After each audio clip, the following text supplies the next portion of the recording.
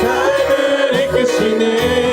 인생의 처음과 끝이 주만 아시니 모든 삶 주님께 맡기네.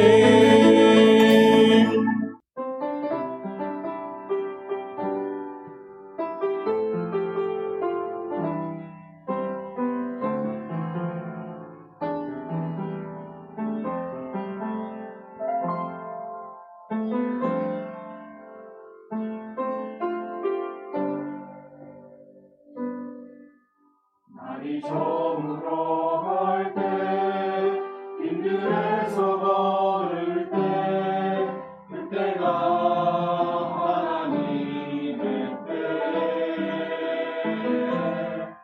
내 힘으로 안 될 때, 빈손으로 걸을 때, 내가 고백해 여호와 이래. 주가 일하시네. 주께 아끼지 않는 자에게. 주가 일하시네. 주가 일하시네. 신뢰하며 걷는 자에게.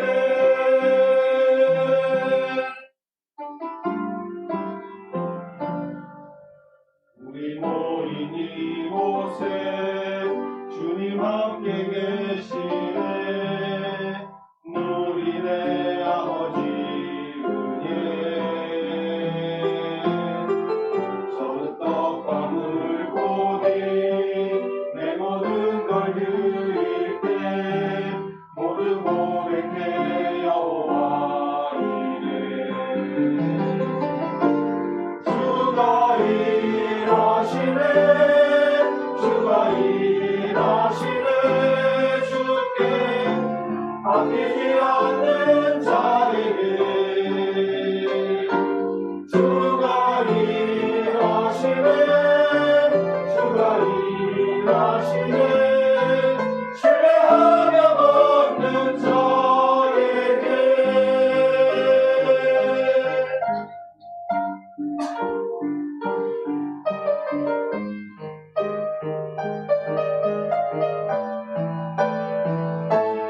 주가 일하시네. 주가 일하시네. 주께 아끼지 않는 자에게. 주가 일하시네. 주가 일하시네. 신뢰하며 걷는 자에게. 신뢰하며 걷는 자에게. 신뢰하며 걷는 자에게.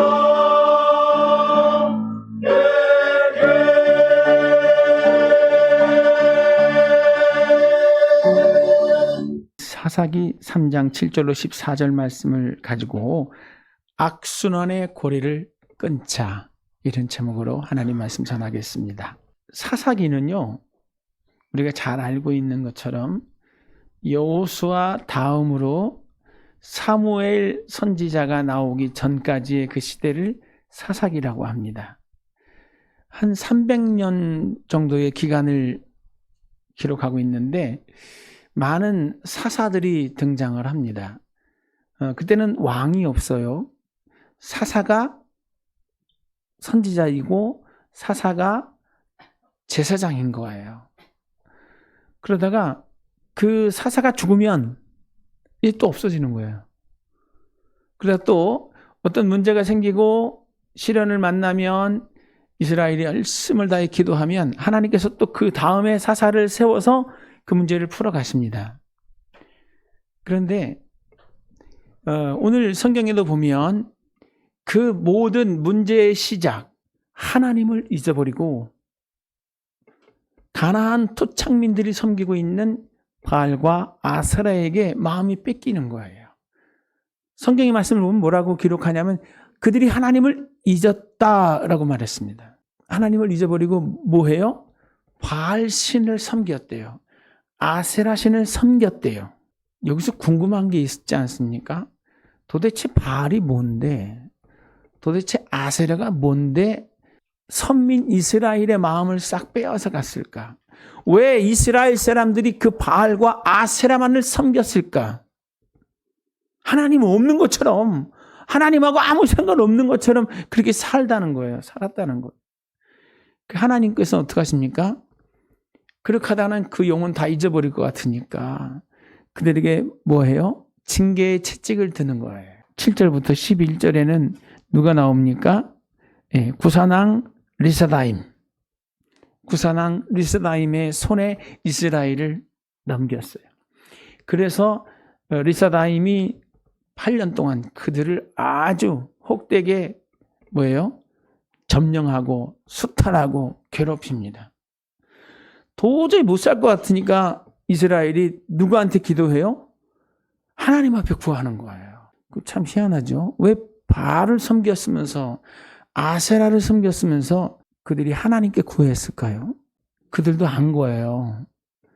이 모든 문제를 풀 수 있는 진정한 해답은 바알에게 있지 않고 아세라에게 있지 않고 여호와 하나님이 하셔야 될 일이라는 것을 알았어요. 그래서 구합니다. 하나님 살려주세요. 그래서 그때 뭘 하십니까?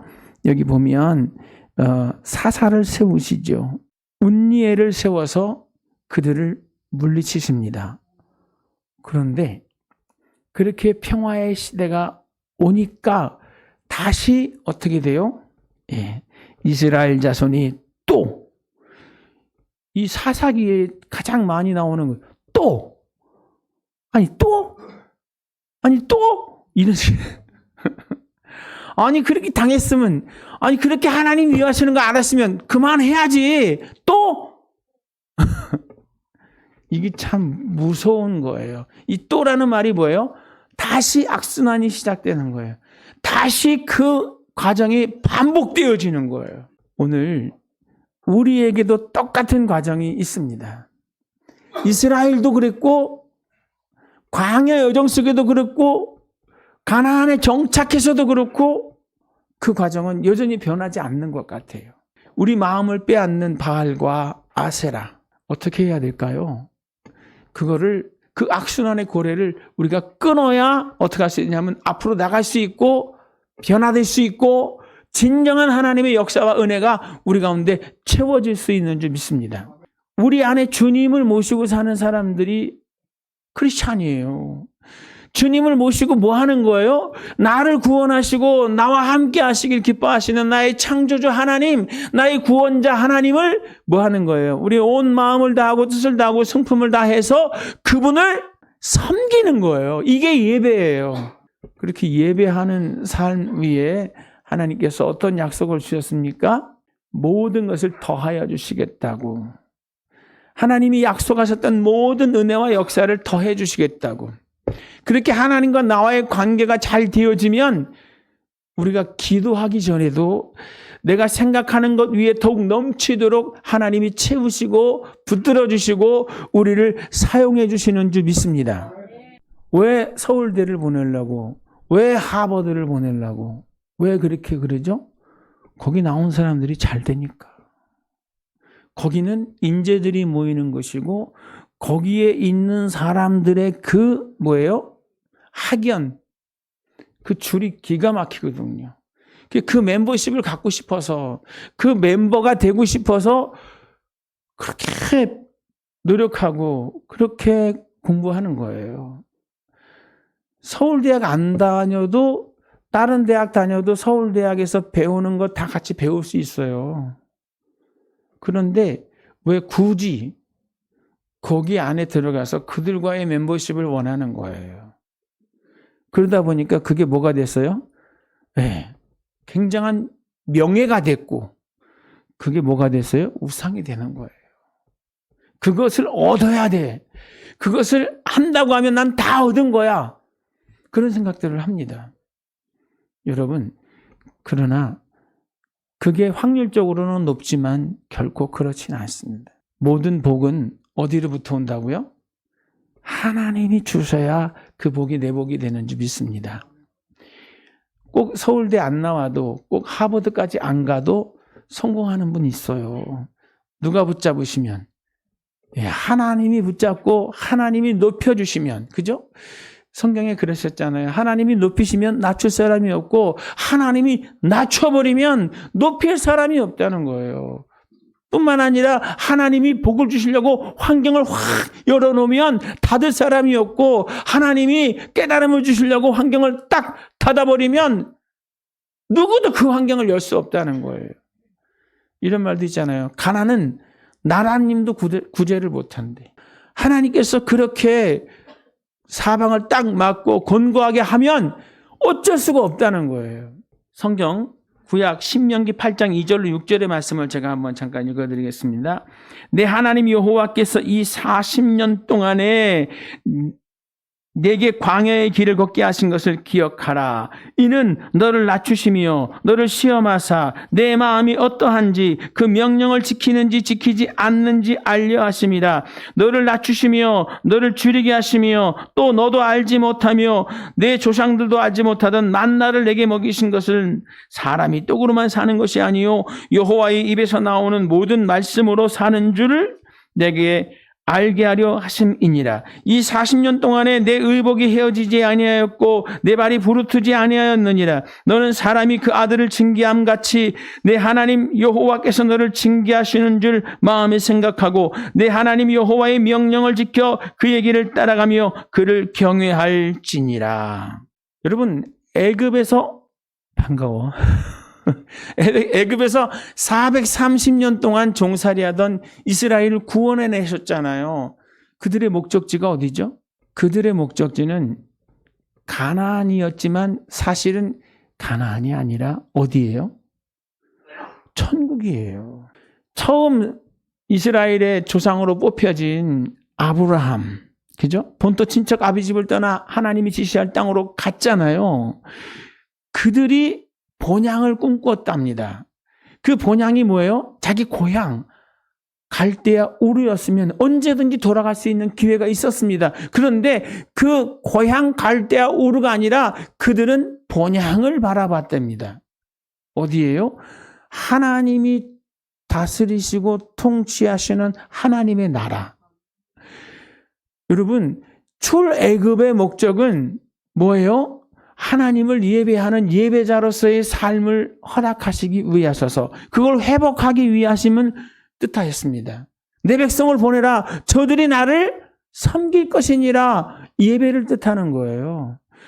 출애굽만 그런 게 아니라 이 세상에서 하나님 없이 살아가던 저와 여러분에게 숱한 복음 전도자들을 보내시고 그들을 통해서 우리 이름을 불러가며 기도하게 하시고 어느 날 성령의 감동 쫓아 우리의 걸음과 생각을 교회 안으로 이끌어 주셔서 교회의 구성원이 되게 하시죠.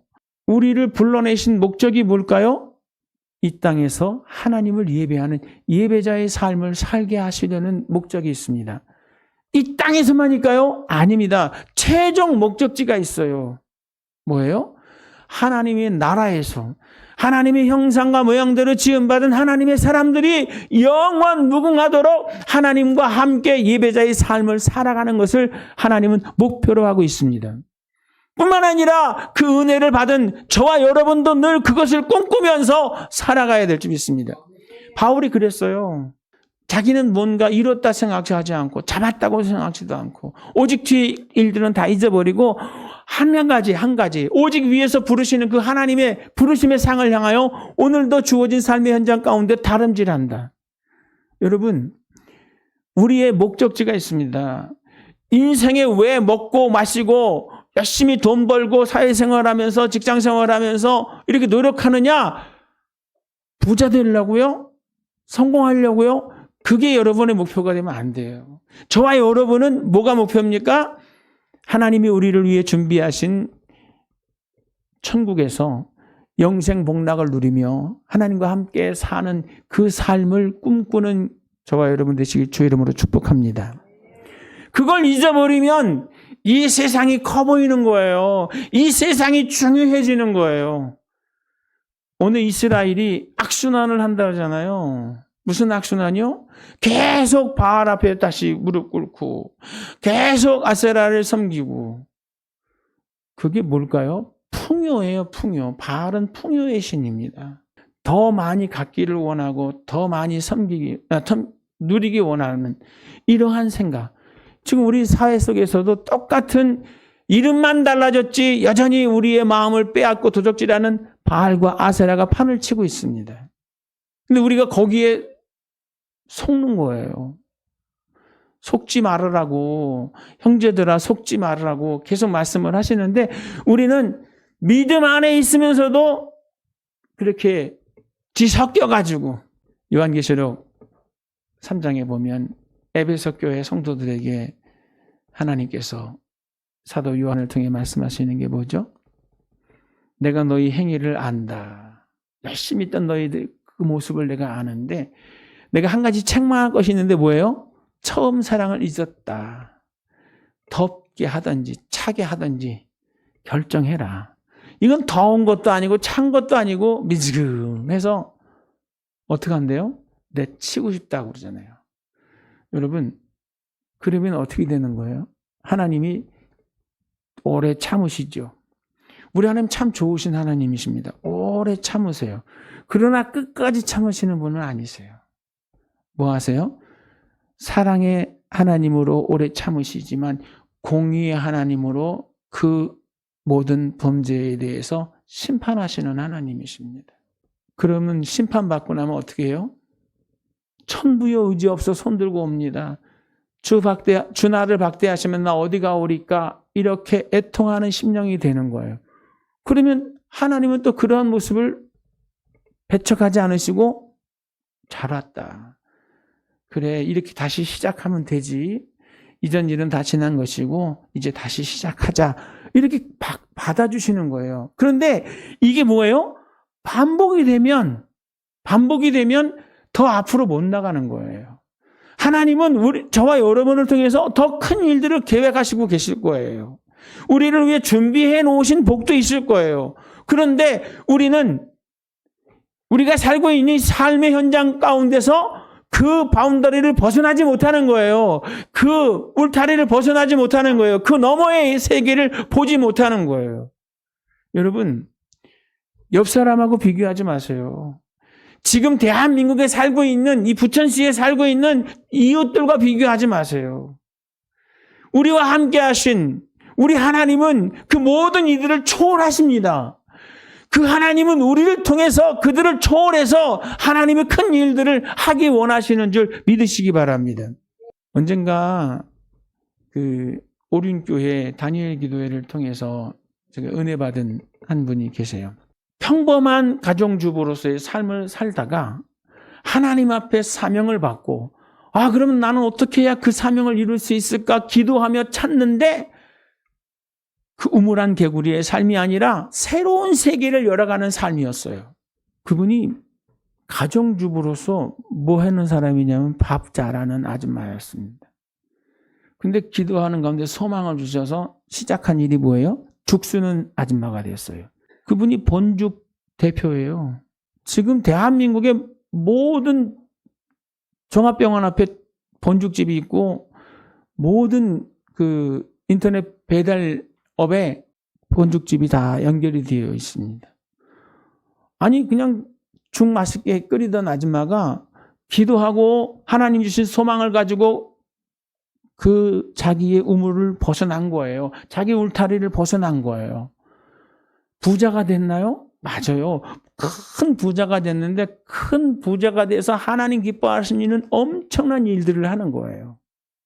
그냥 가정 안에서 주어진 삶에 만족하고 그렇게 살 수도 있었어요. 그런데 그러지 않고 어떻게 해요? 더 넓은 세계를 바라보면서 하나님이 주신 그 꿈을 붙잡고 가니까 그 하나님을 섬기려고 하나님 나를 사용해 주시옵소서 했더니 그분에게도 그런 악순환이 왜 없었겠습니까? 그러나 그걸 다 벗어버리고 뛰어넘어서 더 넓은 세계에 가서 더 많은 사람들 앞에 하나님을 드러내 보여주는 나는 이런 하나님을 만났어요.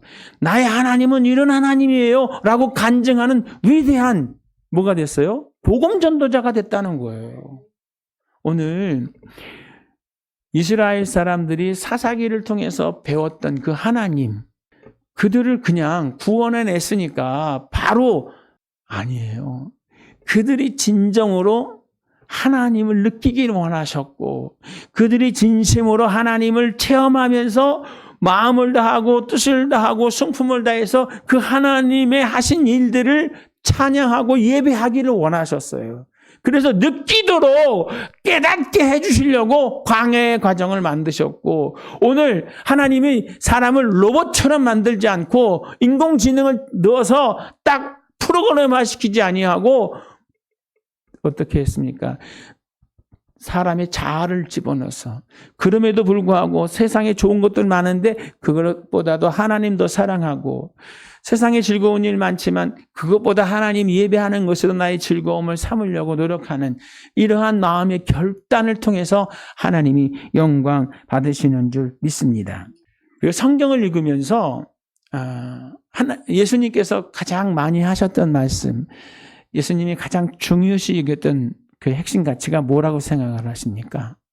예수님이 뭘 제일 많이 말씀하셨을까요? 이렇게 물어보니까 우리 성도님들은, 많은 분들이 예수님은 사랑에 대해서 강조하셨어요. 그렇게 얘기를 해요. 계명 중 첫 번째가 하나님 사랑이고, 둘째는 이것이니 네 이웃을 내 몸과 같이 사랑하라 하신 이것이니라 라고 해서 사랑, 또 요한일서에 보면 하나님은 사랑이시니라.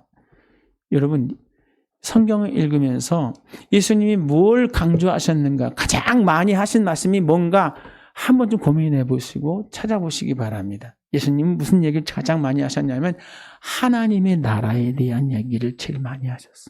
사복음서를 보면 사람들이 모였을 때 하나님의 나라에 대한 이야기를 하세요. 그리고 그 말씀 끝에 병을 치료하시고 귀신을 쫓아내고 많은 이적을 행하셨어요. 예수님이 기도를 가르쳐 주실 때도 무슨 기도를 가르쳐 주셨죠? 마태복음 6장에 주기도문을 가르쳐 주셨어요. 여러분, 주기도문 하시죠? 근데 그 주기도문을 딴 생각하면서 할 수도 있어요. 그죠? 그냥 아무 생각 없이 습관적으로 그냥 입을 열면 하늘에 계신 우리 아버지 이름이 거룩히 여김을 받으시오며 나라의 임하옵시며 뜻이 하늘에 이루어진 것 같이 땅에서도 이루어지이다. 오늘날 우리에게 일용할 양식을 주시옵시고 우리가 우리에게 죄진 자를 사하여 준 것 같이 우리 죄를 사하여 주옵시고 우리를 시험에 들지 말게 하옵시며 다만 악에서 구하옵소서. 나라와 권세와 영광이 아버지께 영원히 있사옵나이다. 아멘. 별짓 다 하면서 해. 주문을 외우듯이. 그런데 그 말씀의 뜻, 너희는 기도할 때 이렇게 기도해라. 예수님이 그렇게 기도하셨어요. 그 기도의 내용이 뭐죠? 하늘에 계신 우리 아버지요, 이름이 거룩히 여김을 받으시옵소서. 늘 우리들의 삶을 통해서 하나님의 이름이 거룩히 여기심을 받으시라고 기도하라는 거예요. 이게 예배의 기본입니다. 예배는 하나님의 이름을 거룩히 여기는 거예요. 그 하나님의 이름을 향하여 찬미하고 그 이름을 송축하고 그 이름 앞에 무릎을 꿇고 그 이름 앞에 우리의 온 삶을 다 바쳐 올리는 거예요. 또 뭐라고 말했습니까? 나라가 임하시오며. 나라가 임하오. 어떤 나라요? 하나님이 다스리고 통치하는 아버지의 나라가 지금 나의 삶의 현장 가운데, 그 하나님이 다스리고 통치하시는 하나님의 나라가 우리 서부순복음교회 안에, 우리 대한민국 안에, 여러분 미국 대통령이 막 전 세계를 들었다 놨다 하잖아요. 그런 걸 보면서도 하나님이 다스리시는 하나님의 나라가 이 온 지구촌에 임하게 해 주시옵소서. 이렇게 우리가 기도해야 돼요. 그리고 그렇게 하시는 하나님을 향하여 예배해야 돼요. 또 뭐라고 그랬습니까? 하늘에서, 즉 아버지의 뜻이 하늘에서 이루어진 것 같이 이 땅에서 이루어지기를. 아버지의 뜻 뭐예요? 말씀이에요. 이 말씀이 이루어지기를 얼마나 간절히 기도해야 되는지 아세요? 그냥 주문을 외우듯이 아무 영혼 없는 그러한 외침이 아니라 그렇게 간절히 진짜 창자가 끊어질 정도로 애통하게 하나님이 다스려 달라고, 하나님의 나라가 임하여 달라고, 하나님이 우리를 통해서 영광을 받으시라고, 우리가 헛된 곳에 눈길 빼앗기지 말고 헛된 곳에 마음 뺏기지 않고 오직 온 마음을 다해서 우리의 창조주 하나님을 예배할 수 있도록 도와주세요. 이렇게 통하며 부르짖는 은혜가 있어야 될 줄 믿습니다. 그렇게 기도하라고 하는데 그렇게 기도하시나요? 우리의 첫 번째 제목, 아버지 우리 애들 잘 되게 해주시고, 아버지 우리 사업 잘 되게 해주시고, 우리 가족 건강하게 해주시고, 믿습니다. 예수님의 이름으로 기도합니다. 아멘. 반드시 이루실 줄 믿습니다. 의심치 않습니다. 여러분, 우리의 기도의 내용에 너희는 기도할 때 이렇게 기도해라 하는 그거 기도합니까? 안 하잖아요, 사실. 주님이 뭐라고 그랬는지 아세요? 너희는 염려하지 마라, 근심하지 말아라. 너희에게 무엇이 있어야 할 줄 내가 다 안다. 그러니까 그거 구하지 말고 아버지가 원하는 그의 나라, 아버지가 찾으시고 또 원하시는 그의 나라와 그 의를 구해라. 그러면 내가 모든 걸 다 너에게 더하여 줄 거야. 구하지 말라는 건데도 우리는 절대 그거를 안 구하고는 못 견뎌요. 그거 안 하면 기도 안 한 것 같아. 내 고정관념에 딱 틀에 묶여가지고 내가 원하는 것만 기도하는 거예요. 여러분, 하나님이 원하는 기도, 하나님이 원하는 내 마음, 하나님이 원하는 아버지가 기뻐하실 그러한 꿈과 소망을 우리가 간직할 수 있기를 원해서 기도하시기를 바랍니다. 이게 정리가 안 되면 그냥 어떻게든지 먹고 살고 어떻게 하든지 사는 거예요. 우리가 살고 있는 이 교회 안의 공동체와 비교해보면 그닥 뭐 떨어지지도 않고 올라가지도 않고 그래도 어떻게든지 살아가잖아요. 그죠? 근데 하나님이 그렇게 살라고 저와 여러분을 부르신 건 아닌 것 같아요. 하나님이 우리를 향하신 뜻이 있잖아요. 그 참 옛날부터 부르던 찬송, 복음성가 가중에 이런 거 있어요. 우리에게 향하신 여호와의 인자하심이 크다고. 우리를 향하신 여호와 하나님의 계획하심이 크다고. 그렇게 노래는 했는데 정말 어떠한 계획이 있는지, 어떠한 인자하심이, 어떠한 사랑이, 그거까지는 깊이 묵상을 안 하지요? 못했죠? 근데 여러분 한번 해보세요. 하나님 나를 이렇게 쓰시려고 부르신 건 아니잖아요? 라고 물어보셔야 돼요.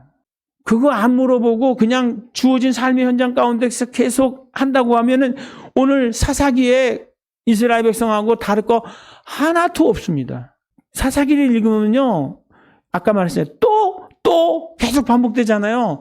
야, 이 사람들은 생각이 있나? 이 사람들은 영혼이 있나? 어떻게 이렇게 계속 반복 또 반복이지? 이런 생각을 해요. 그러면서 그들이 굉장히 가볍게 보여요. 무시하게 돼요. 근데 그게 남 얘기가 아니라 사실은 우리 얘기예요. 우리도 그런 악순환을 계속하고 있어요. 그 속에서 뭐한 사람들이 생기냐면 위대한 사사들이 생기는 거예요. 그들은 뭐예요? 생각한 틀이 달라. 하나님 바라보면서, 하나님 의지하면서 아버지가 주시면 나는 할 수 있습니다. 하나님이 하시면 능치 못할 일이 없습니다. 그러니까 똑같은 유약한 이스라엘 속에서 한 사사가 나오는 거예요. 영웅이 나오는 거예요. 왜? 우리가 그 영웅이 될 수는 없는 건가요? 하나님이 저와 여러분에게 그런 믿음을 가지고 그 영웅이 되라고 말씀하시면 우리는 안 되는 건가요?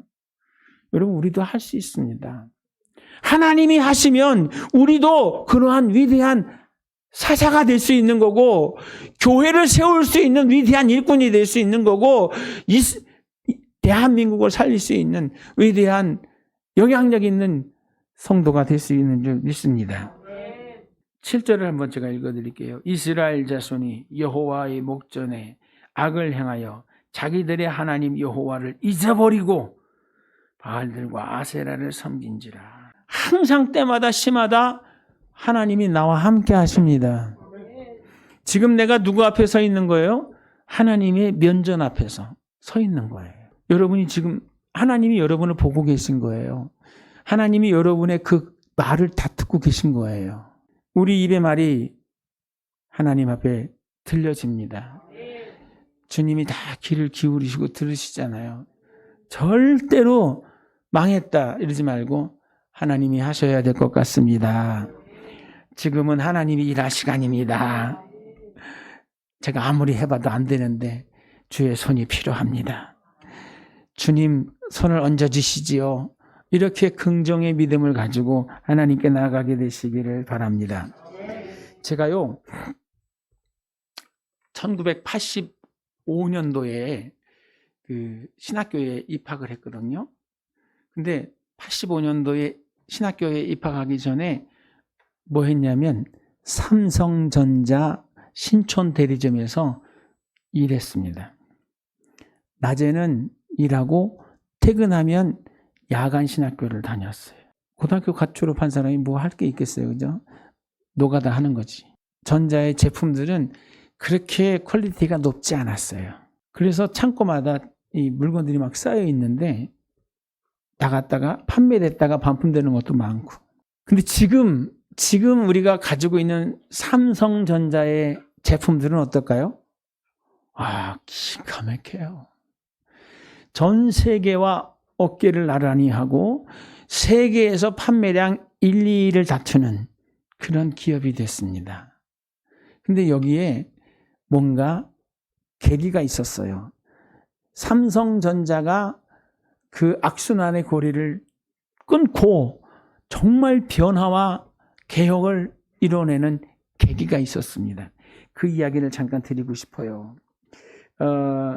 그때 제가 일했던 그때의 삼성전자의 경영 핵심 목표는 양이었답니다. 많이 찍어서 싸게 팔아. 물량 공세하는 거예요. 물량 공세. 그때 당시 이건희 회장이 충격을 받는 두 가지 사건이 있었어요. 하나는 뭐냐면 후쿠다 다미오 당시 디자인 고문이 그 이건희 회장한테 삼성이 품질에 관심을 갖지 않는 것 같다. 품질 개선에 신경 안 쓰는 것 같다. 디자인도 너무 소홀하다. 이런 지적을 했대요. 그리고 두 번째, 삼성 사내 조직 관리단이 그 몰래 카메라를 설치하고 종사자들이 일하는 내용을 쭉 찍은 걸 보고했대요. 근데 거기 보니까 세탁기를 만드는데 세탁기 뚜껑이 안 맞으면 그 자리에서 뜯어가지고 칼로 막 잘라내가지고 다시 조립을 해서 내보내는 그런 거를 보여줬대요. 그걸 보고 삼성 이건희 회장이 이제부터는 양이 아니라 질이다. 우리 바뀌어야 된다.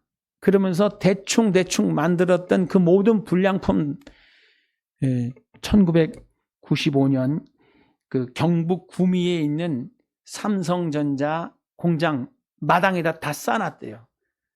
그 제품값이 얼마냐면 500억 원. 500억 원어치의 물건들. 그때 애니콜 핸드폰부터 시작을 해서 팩스, 냉장고, 에어컨, 세탁기. 이거 이래서 어떻게 장사를 하냐고. 이거 사서 쓰고 더 다시 삼성전자 쓰겠냐고. 그러면서 이런 거 다 태워버린다고. 직원들 다 둘러 모아놓고 그 앞에서 불 질러버렸대요. 자기들이 그렇게 피땀 흘려 만들었던 제품을 다 태워버리는 그 자리에서 삼성전자 직원들이 오해를 했대요. 그리고 이를 악물었대요. 저도 삼성 애니콜을 G 플립 5를 쓰는데 그 카바를 벗기고 손에 들면요 너무 귀여워요. 손 안에 쏙 들어와요. 그 하나 이렇게 만져보면요 정말 이건 예술이에요. 기가 막히게 만들잖아요. 옛날에 안 그랬어요. 진짜 애들 장난감 조립하는 것처럼 그렇게 좀 조잡한 모습이었어요. 30년 전 이야기니까 그도 그럴만 하겠지만 지금은 어디다 내놔도 부끄럽지 않은 그런 제품을 만들어내고 세계와 어깨를 나란히 하는 회사가 되었습니다. 여러분, 그때 만약에 그런 결단을 하지 않았으면, 이건희 회장이 그런 결단을 하지 않았으면 오늘의 삼성은 없다는 거예요. 오늘 우리의 신앙생활도 이건희 씨 같은 그런 결단의 과정이 필요할 것 같아요. 내가 계속 왜 더 나가지 못하고 왜 다람쥐 쳇바퀴 돌듯이 그렇게 악순환을 계속하고 있을까? 잘 되는 듯 하다가 또 망가지고 잘 되는 듯 하다가 또 주저앉고 왜 이럴까? 여러분, 나를 넘어뜨리려고 하는 그 악순환의 고리는 뭐예요? 하나님 아닌 다른 것이 더 커 보이는 거예요. 하나님 아닌 다른 것을 내가 섬기는 거예요. 하나님이 주시는 복을 담는 그릇이 되려고 하면 주 예수보다 더 귀한 것은 없어야 됩니다. 우리 주님이 나의 최고가 돼야 돼요. 그것을 끊을 수 있었다면 바알 그거 아무것도 아니야. 아세라 그거 아무것도 아니야. 우리 하나님이 최고야. 그 하나님을 기쁘시게 그 하나님의 뜻에 순종하며 살 거야 라고 하는 이 결심하고 끊어내버리는 이 아름다운 모습이 오늘 저와 여러분에게 있다고 하면 우리 신앙의 삶에도 우리들의 삶의 현장 가운데도 반복되어지는 이 악순환은 끊어질 줄 믿습니다. 여러분 개인에게 다 있어요. 저에게도 있고요. 뭐 하지 못하는 거예요? 네, 끊어내지 못하고 다시 찾아가서 그걸 구하고 다시 찾아가서 그걸 붙잡고 그걸 섬기고 이거 진짜 좋다라고 하고 있으니까 안 되는 겁니다. 오늘 말씀에 큰 은혜가 있으셔서 성령의 도우심을 구하면서 이 악순환의 고리를 잘라버리는 은혜의 시간이 되시기를 바랍니다. 우리 한번